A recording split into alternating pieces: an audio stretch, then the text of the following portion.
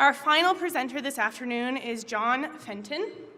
John is a farmer and a rancher in Pavillion, Wyoming, who has been living with air pollution, groundwater pollution, and other effects of the gas industry. John and his wife, Catherine, have 24 wells on their farm.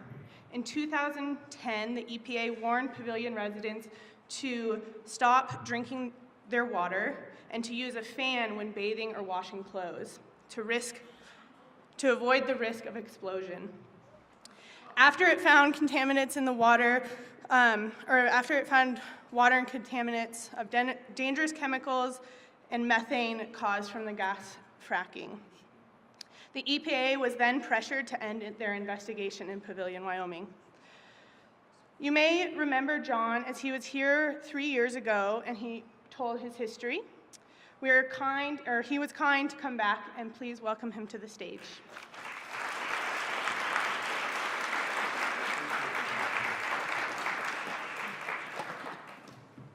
Thanks for having me back in your beautiful area again. I wish I could coax some of your moisture north a ways. I've been talking to home and all we're getting is wind, so this is pretty nice to be down here and see everything. You know, we've heard some very important facts to science today. Science really, really has to play a part in this. And the nice thing is that you have a wonderful source here with the work that Theo started, the work that's being continued, with the advent of things like the gas finder camera. Technology is becoming more and more available to the average person. And there's people out there who are willing and ready and able to help you carry out those tests that you need. But we're also, more importantly, talking about human rights. This boils down to a human rights issue.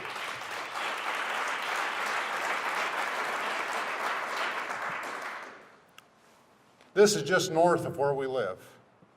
This is kind of where we go when we need to just be where no one else is around. The only thing here is wild horses and golden eagles and antelope, prairie dogs, rattlesnakes.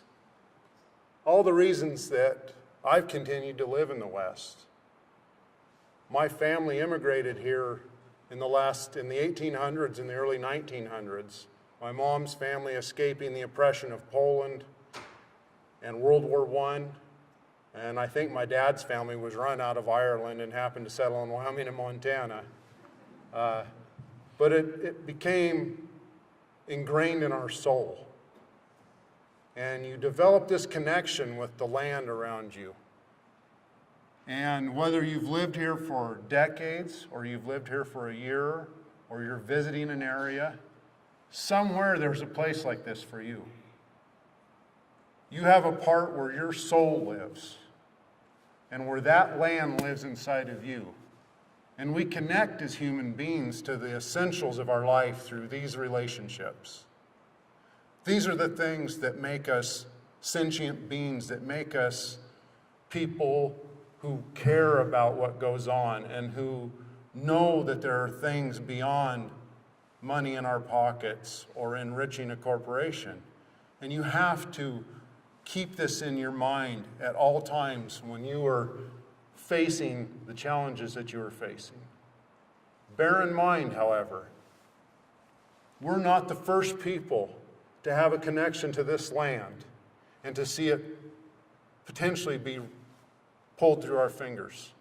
This is just down from our house, less than 1/8 of a mile on our property. We were told by Cynthia Lummis, our state representative that does such a fantastic job in Washington for us, that the reason that it was okay what was going on in Pavillion is that nobody ever really lived there. There was nothing that important. The water has always been bad. It just wasn't that good of a piece of land to begin with. Why? Why is this evidence all over? Why did the people who came before us, the Crows, the Shoshones, the Arapahoes, every tribe that I wish I could mention in this short time frame, why did they take the time to tell their history in stone? If this land wasn't important, why did they take the time to leave the mark that proves how much they cared about this land? To me, it doesn't make sense. To me, this is also a way to connect to the people that came before us. And whether we're working on foot or we're riding horseback to work the cattle that we run in the wintertime, or we're farming in the equipment, this helps me ground myself and get back to kind of think about what's important. I can stand right at the base of these rocks. I can stand in the exact place that whoever created this wonderful piece of art stood when they created it. And it gives you a real sense of being tied to that piece of land. My wife's family has been here for 70 years, which for us is a long time. In the grand scheme of things, it's not that long. We should only be so lucky that the only mark that future generations would see from us would be this.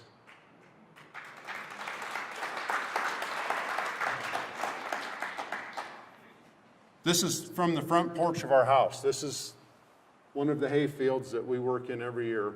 And to us, this is the use of the land. This is our bank account. This is our savings account. This is our heritage. This is what we hope to pass down to our children and our grandchildren.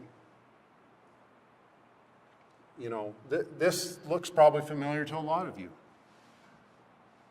This is right behind the house, looking basically the opposite direction. We live in a very arid climate. We used to get 8 to 10 inches of moisture a year. I think last year we got about 5.5. So every plant that we can plant is precious. This is my wife's garden in the back behind the house. We used to grow a full garden. We used to grow all of our produce in the summertime. The water kills the produce now. There are a few things that survive. Apple trees, we have two apple trees that somehow are just tough enough to persist. And we haul water from the irrigation ditch to water the strawberries with. That's what we grow now. We went from a full garden with everything you can imagine to this in a matter of a few years. Because the agricultural life of raising hay, raising stock, of maintaining a piece of ground, of improving it, of having something that you can be proud of, is not everybody's idea of progress. This is our home when we were still working on it largely, and when the drilling was going on around us. You heard the previous speaker talk about setbacks. Ours in Wyoming up until just recently was 350 feet. Now we've got the wonderful 500 foot, so we caught up to Colorado a little bit. That well right there is 362 feet behind our house. We actually have one in the front that's 200 and some feet. There are not really rules. I watched the movie Pirates of the Caribbean with my son when he was little a long time ago. And I can remember this young woman scorning this pirate for saying, the pirate code. And he said, they're really not rules, they're more like guidelines. Just transfer that over to the COGCC or any of these other organizations that are supposed to be out there advocating for you. These are guidelines that bend and curve at the will of industry. This is standing out in the hayfield in the fall after the barley and the corn had gone. If you look kind of in the mid-ground, there's little black spots. There's 300 head of cows in the cornfield there.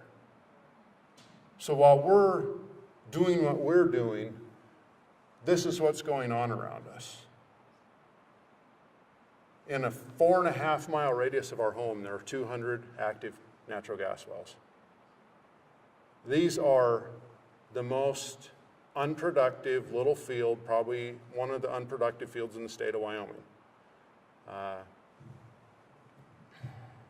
The thing to remember, there's so many caveats that go along with this. A lot of people look at this and they say, well, look, there's people being put to work there.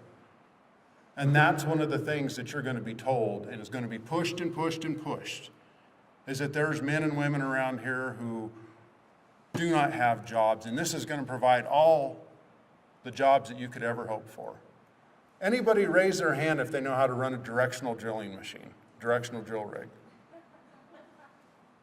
Anybody know how to run a frac truck, how to run a high-pressure frac pump truck, how to run a bone log tool? That's the same thing that happened in our area. That's the same thing that's happening in North Dakota, in Pennsylvania, in Australia. Those jobs, those positions come with the people that have been doing them in all the other places around here. The jobs that will be left over are a few water truck jobs. My son wanted to try out the oil and gas fields because of the money that was being made. And knowing him the way I know, I said, well, you better go try it then. Go see how you like it. Because I had welded in the gas field for quite a while. I pipelined, I welded on the drill rigs. I saw firsthand how those guys were treated. And knowing my son, I'd know what his reaction would be. He got hired on, pretty good wages for a kid right out of high school, $26 an hour or something like that. And his position was called Worms Corner. And if you've been around the oil and gas field long enough around a drill rig, you'll know what Worms Corner is. You get all the crap work. You get yelled at. You come home smelling like diesel fuel. And he made about 3 weeks before he realized that there was something better that he could do with his time. This industry is also tied so closely to markets. When oil was good 3 months ago, the state of Wyoming had a $100 million surplus. Within about a week, that surplus went to a deficit of almost $80 million.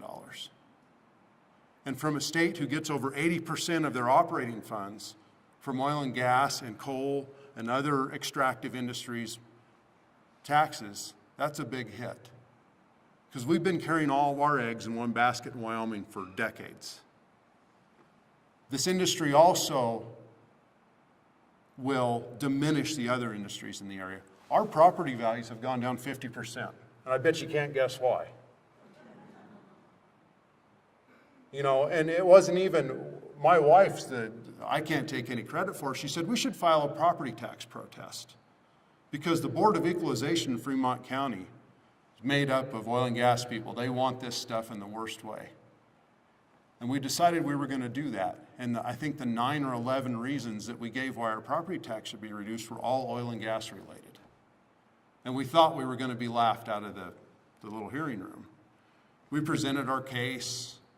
And the head of the Board of Equalization said, well, how much do you think your property's been devalued? And I was trying to be a smart ass, and I said, I think 50%. And he kind of rattled his water glass, and he looked across the table at me, and he goes, you sure that's all?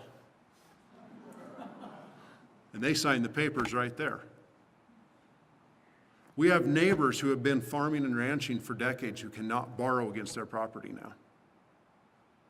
We had the Environmental Protection Agency. We petitioned. You talk about a small group of people.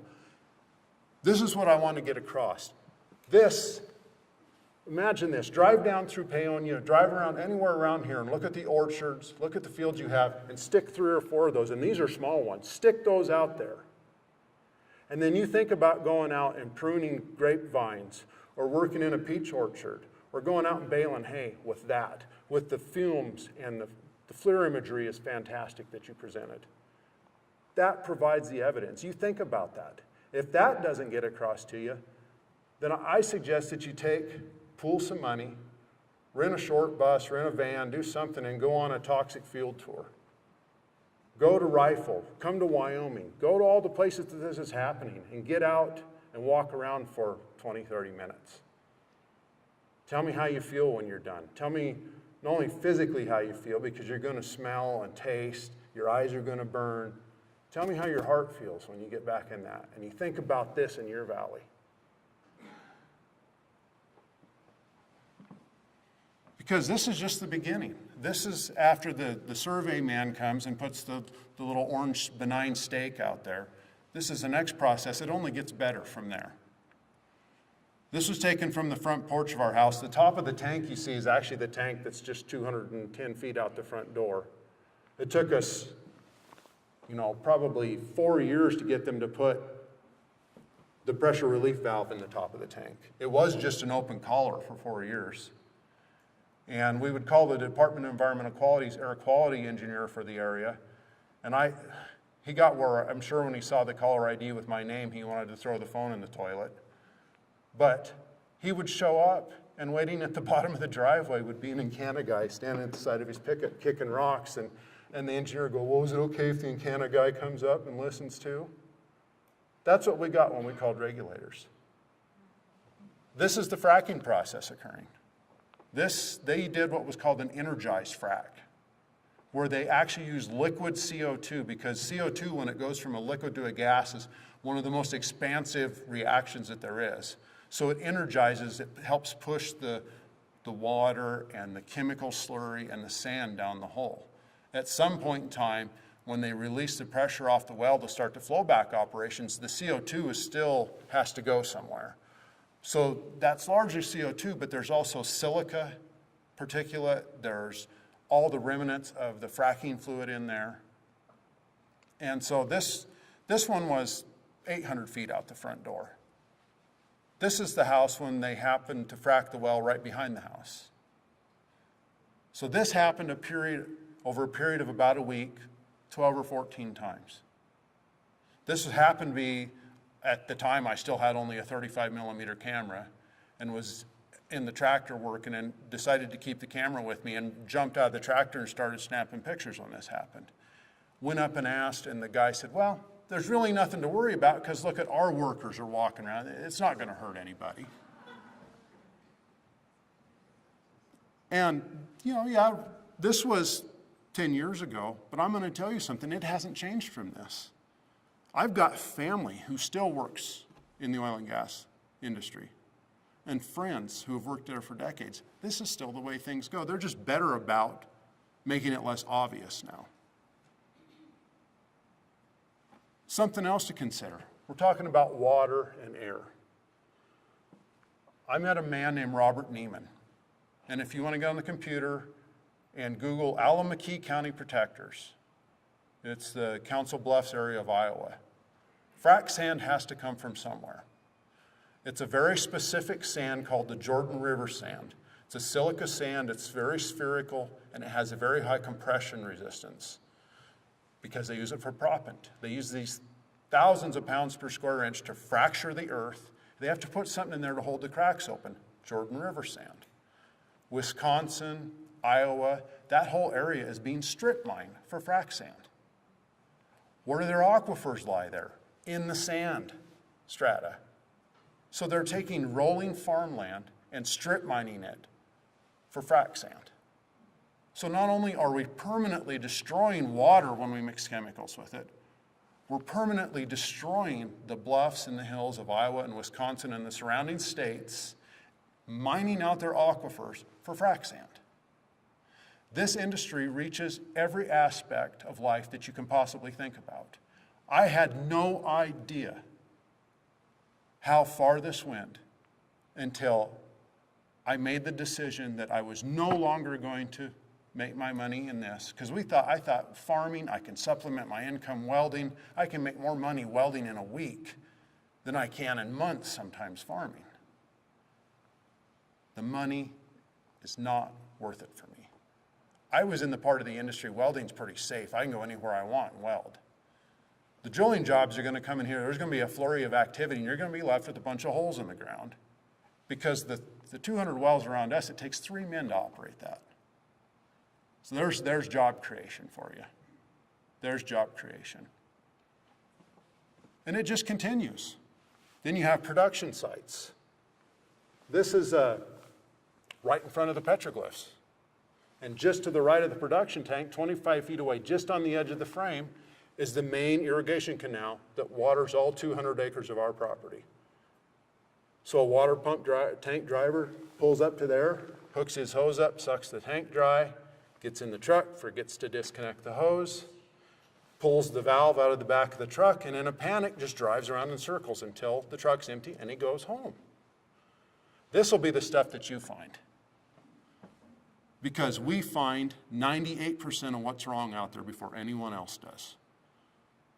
We found a few years ago, the dog found a giant gaping hole in the middle of the hayfield when we were irrigating because a flow line had ruptured coming from a well. And through the night, it had boiled a big hole, looked like a mud pot in Yellowstone, and the dog's the one that found it. We now have a big dead spot that runs the full length of the field down from that we've not been able to get anything to grow in. It has real permanent impacts, and if this comes to you, this is what you will find. You will be policing this.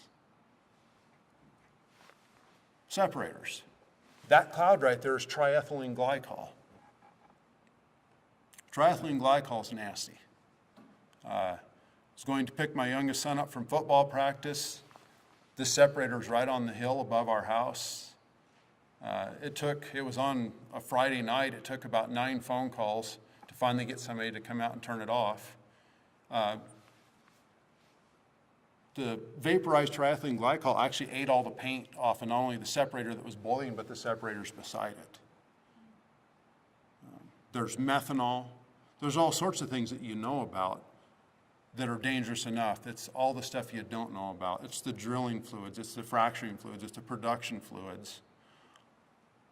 All this stuff has horrible impacts for the environment, but the real implication, like I said earlier, is what it's going to do to the rights of every individual that has to live within any sort of distance of these operations. This profoundly changes the way that you interact with your property, that you interact with your environment. This changes the way that you think. This changes the way that you feel. We now have 4 boys, none of whom want to stay on the farm and farm, because they're smart enough to know, after watching what we have gone through over the past 12 years, that there's a damn better way to live than the way that we have been living. This fight came to me. I didn't choose this fight. And this fight will come to you if you allow it to. You already have a challenge ahead of you. The most important thing about this is you have to overlook differences of opinion on other things. You have to overlook where a neighbor may have came from. You have to overlook that maybe on other issues you don't really see eye to eye. This equalizes everything. If you have this occurring in your backyard, this is the great equalizer. You all suffer the same effects from this. But the good news is that all of us together have the power to prevent this from coming to your valley. You've proven that already. You have to prove it again. And you may have to prove it again after that and again. The way that this works is you have to work together. You have to put aside differences, like I said, but it also requires a belief that you need to get up and do something. You can't be complacent. You can't say, well, I know that, Citizens for a Healthy Community, they're working on this. There's some great people there. They got it handled. Believe me, the people in this fight can use every one of you and everybody that you know that is concerned about this, that you can come to this fight, bring with you, is a valuable asset. And if you're unsure about how to do this, that's why they are here. That's why people who organize and fight these fights are here. Not only to fight the fight, but to help you be a part of this. I never in my wildest dreams, I flunked speech class in high school, for Christ's sakes. But this is required of me now. This has become a lion's share of my life. It has given me a chance to travel all over the world, because I thought, this is my home. This is what it looks like. Now, this is an aerial map of my rural farm area. The blue dots are gas wells. The red and yellow bisected circles are water wells. Our little valley is very similar in size to your little valley. We're desert. We're cactus and sagebrush. We don't have the same things growing that you do, but size-wise, we're very close. So this gives you a pretty good idea. That's 200 gas wells. And then, you've heard the Upper Green River Valley. This is the Upper Green River Valley, the Jonah Field, the Pinedale Anticline. This is an image I always carry in my head with me because I thought,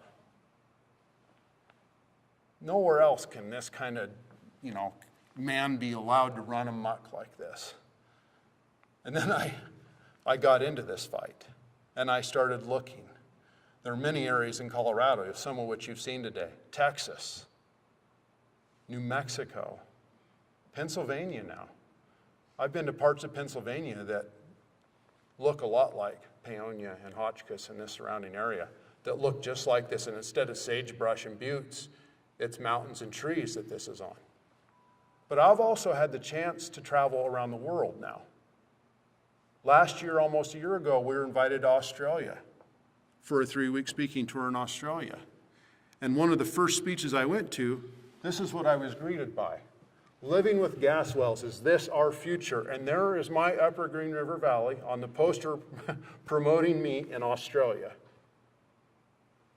We've become the bad example for the rest of the world. And it breaks my heart.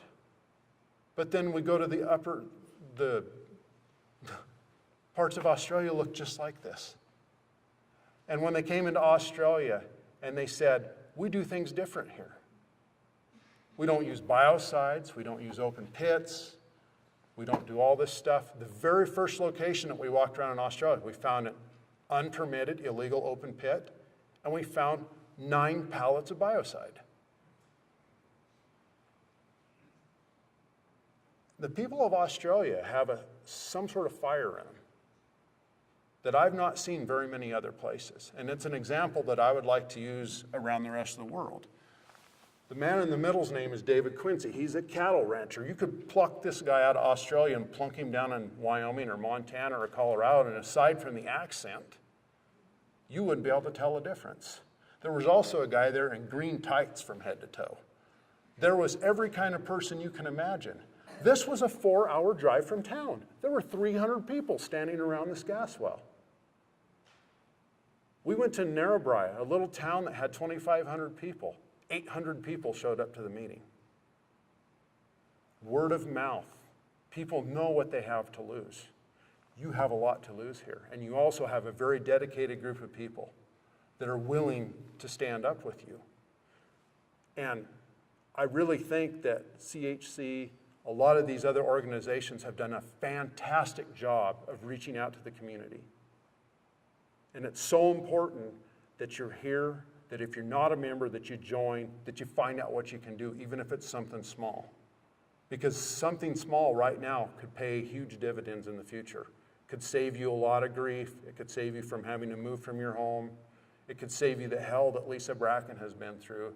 It could save you the hell that 1 million other people have been through with this industry.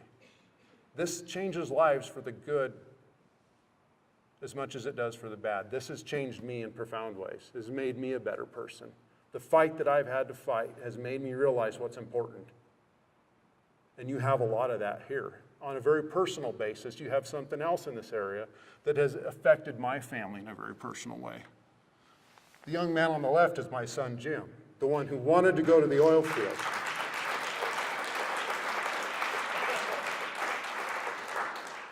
Three weeks in the oil field. You know what he did? Came down to Pavillion and went to SEI for 3 weeks.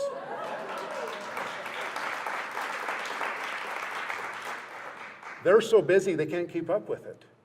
They're so busy they're backlogged for a year's worth of solar installations. There's job creation. They can't hire enough people. I can tell you the one type of job creation the oil and gas industry has gotten for us lately in the state of Wyoming. When it was booming, you couldn't hire a person to work on a farm. We've probably got 30 people a week asking us for a job now. That's the kind of job creation that they've given us. Jim has been busy since the day he left school here. And he's had offers to go all over the country and work. The tools are here to take us out of this backwards ass fossil fuel addiction that we're on. Our ancestors, when times were hard, have proven that they knew what they had to do to move forward. My grandfather, who was born in 1901, told me a story. He said, you know, I can remember when tractors first started coming in, and they were stinky and loud, and everybody was telling me, Art, you got to buy a tractor because you can't plow as much ground as you can with your horses, and you can't feed as much. And he said, you know what, I thought they were full of it. And he said it wasn't, and then World War II came around. He hung on for a long time, and he said, you couldn't get gas for your tractors. And he said, I thought, finally, my horses are going to be back. And he never sold any of his horse-drawn equipment. When he died in 1980, it was still all taken care of in his barn, and his horses were still there. But in the mid-'70s, he told me, you know what, I think I might have been wrong about the tractors. He said, you can get quite a bit done with them. My point being is that we're about there with oil and gas. We've got friends in Lander who built an Earthship house. Not only is it extremely efficient, doesn't require really any external source to heat. They managed to use a bunch of stuff that would have wound up in a landfill to build the house out of. Solar, wind, geothermal, all these things. There's a man named Mark Jacobson with Stanford who has developed a renewable plan for the whole country. And it's doable. It's very doable. Germany, for cripe's sakes, has solar resources that are on a par with the worst solar resources that we have in the United States. And they're making leaps and bounds with their solar industry. They have the will and they have the government backing the people, allowing them to use this technology. We have to not only defend our own homes, we have to advocate to move ourselves forward, to move ourselves out of the doom and gloom of fossil fuels. And so this brings me to the most important slide that I have tonight. This is your slide. It's up to you what winds up on this slide. From what I've seen here in the past, I know that this whole area is moving towards a bright future. And it's up to you to paint that future here.